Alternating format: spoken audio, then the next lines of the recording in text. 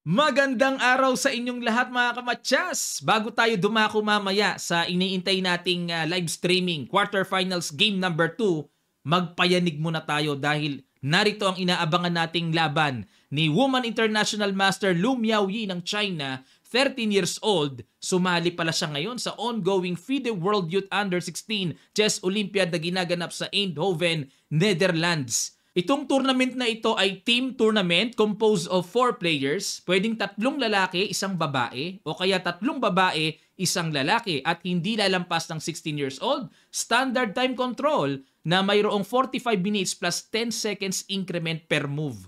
Sa end part ng video, papakita ko sa inyo ang kanilang results ng round 1 at kung sino-sino ba ang mga bansang nagpadala doon. Okay, tingnan na kagad natin ang ginawa ni Boyd. Nag D4, Knight F6 si Miao Miao, nag Knight F3, E6, C4, D5, Knight C3, kinapture ang pawn. Ibig sabihin, ito ay Queen's Gambit accepted approaching na. Nag E3 para babawiin at nag A6 pang-abang. Pag kinapture, may B5 gagad. Kinapture nga, B5, Bishop D3, Bishop B7 develop, nag A3 muna na pressure si Boyd na baka mamaya matirahan ng Bishop B4 o kaya B4, C5. Ayan na naman ang angas ng batang ito na hinahanap-hanap ng marami. Kinapture. Ba, matapang din si Boyd ah. Bishop takes C5, nag-castle, castle, at nag-Bishop E2, queen to queen. Knight BD7. Ayan. At sa usapan pong novelty, balikan ko lang sandali. Ayan, Knight BD7 ang novelty dahil sa mga nagdaang laban, may tumira na ng Knight C6 at may tumira ng Bishop D6 ayon sa chess.com Masters Opening Database. Balik tayo dito sa new move Knight BD7, nag B4 sinabayan, Bishop E7, Bishop B2. Ayan, yan ang technique nung B4 para makatempo ng isang tira development kagad. At nag Queen B8. Ano kaya plano niyan? Magro-Rook D8, nag-Rook C1, Rook D8 na, pressure sa Queen, umiwas, Queen B3, Knight G4. Oh, ayan na, ayan na. Kapit na, kapit. Seatbelt. Nag-H3, good move. Ang threat kasi ni Miao Miao sa Knight G4 niya, salbahi eh. Oh. Kakapturin ang Knight, mamatyasin ka agad. Nag-H3. Para kung capturing yan, sa Knight ka capture. Nag-Knight E5. Okay? Knight takes E5, Queen takes E5. Nagpatapat lang sa bishop, no? Inisip ko kagad kung may mga Knight takes B5. O, malaman ha.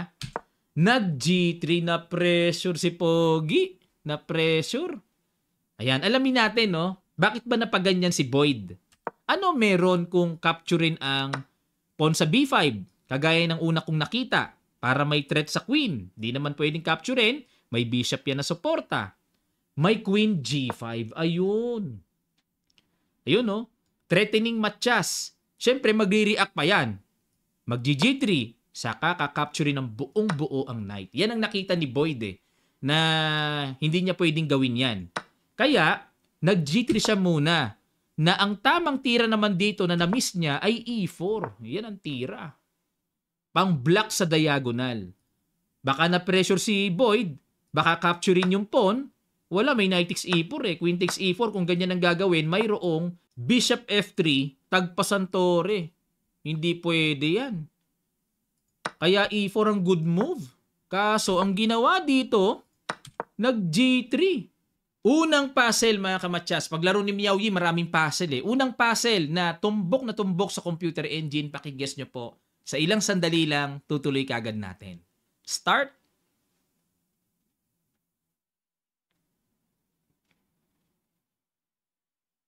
Maraming salamat.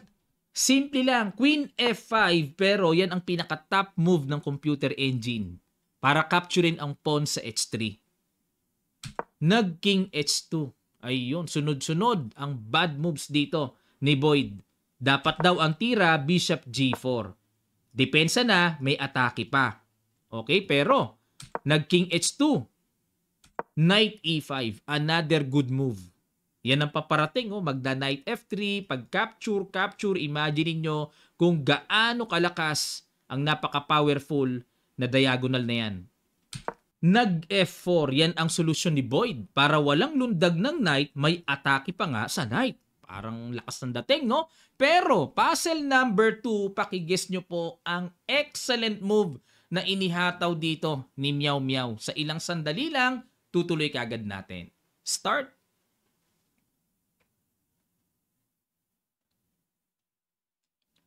Maraming salamat. Congrats sa mga nakakita. Rook D2. Hindi uso sa batang yan ang umaatras eh. Grabe tong rook dito. Excellent to. Kinapture ang knight. Inaccept ni Boyd. Ano kaya to? Ano laman yan? Di ba? Ano laman? Hindi naman pwedeng capturein yan. May knight naman. At dito. Pangatlong puzzle mga kamatsas. Pangatlo. Start.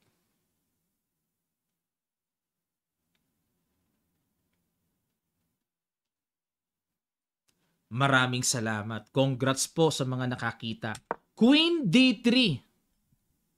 Excellent move na naman. Threatening, rook takes bishop. Pambihirang mga atake yan. Saan kinukuha ng batang ito ang ganyang kalakas na atake? At alam nyo ba kung gaano kabilis ginawa ni Meow Meow yan? Panoorin nyo po ang video na ito.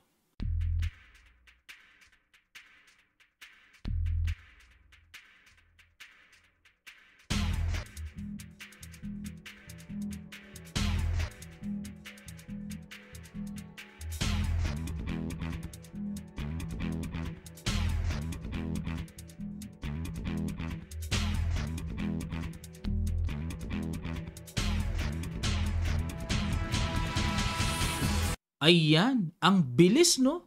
Ang sabi ng commentator, full of confidence si Meow Meow. Ang lakas daw ng confidence. Tumitingin-tingin sa kalaban niya. Ang bilis lang ginawa, tira kagad no? Dinipensahan ang bishop. Queen takes E3, parang bahagyang natulog no? Pero walang magawa ang mga pyesa ng puti.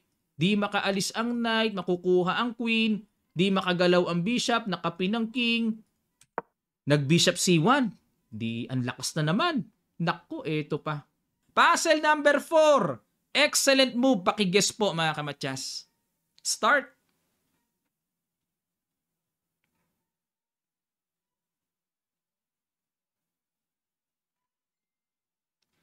Maraming salamat. Huling puzzle na ito mga kamatsas. Huli na. Boom! Bishop H4. What a move by Lu Miaoyi. Pambihirang bata ito. Hanip yung sacrifice oh. Sige mga kamatsas, kayo na humusga. Grabing bata ito. Nakakatuwa maglaro. Sa pagkahilo ni Boyd ng batang itong si Pogi, tumira na lang ng knight E4. Ilang oras niya, ilang minuto to? Gumastos ng mga 3 minutes ano? Knight E4 na lang ang ginawang solusyon. Isa-isahin natin. Ano ba mangyayari? Kung capturing ng torre, may queen takes G3 matchas. Hindi makababa, may bishop. Ngayon, kung capturing naman itong bishop, magku-queen takes E5 check. Bubo ka eh. Yun ang purpose eh. King G1 and queen G3. Wow! Grabe, wow na wow! Ganda. Parang puzzle lagi, no? Hanip na ganda ng laban. Ginawa na lang dito, nahilo na talaga yung bata. Nag-knight E4 na lang para madepensahan ang pawn. Kaso yung queen, no, buong-buo na lang na binibigay. Sinimplihan na lang. Rook takes. Hindi na kinapture ang queen. Takes. Rook F2. Harang. Queen takes E4. May threatening matcha sa ilalim.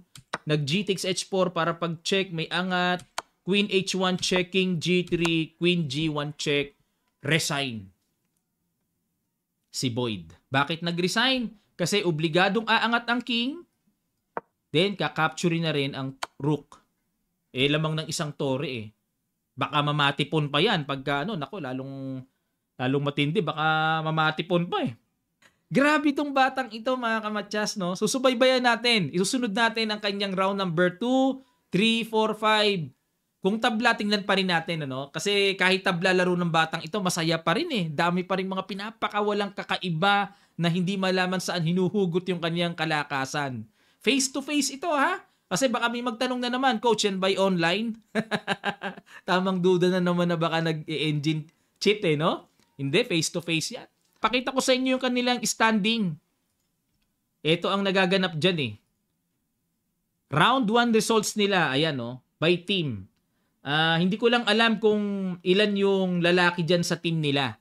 Board number 4 pala naglaro si Miao Yi. Strategy ng team yan, strategy. Okay, sa 4 pala siya umupo At ang score nila sa round 1 ay 3.5, 0.5 lang ang The Netherlands 4. Ayan, ang daming bansa po ang nagpadala ng team. Ang dami Hinanap ko nga Pilipinas baka nandito Malaysia nagpadala Kapitbahay natin. Vietnam ba meron? Ayan daming bansa Puro mga pambato nila yan na under 16 sa kanilang bansa. Kasi Chess Olympiad ng under 16 ito buong mundo walang Pilipinas. Mga kamatsa, sayang Okay, maraming salamat sa inyong matyagang panonood. Sana natuto kayo bago tayo mag-end. Sa mga gusto pong mag-avail ng Kamatsas merchandise, click nyo lang ang link na nasa comment section below. Kita-kita tayo mamaya sa quarterfinals game number 2 ng ating live streaming. Salamat!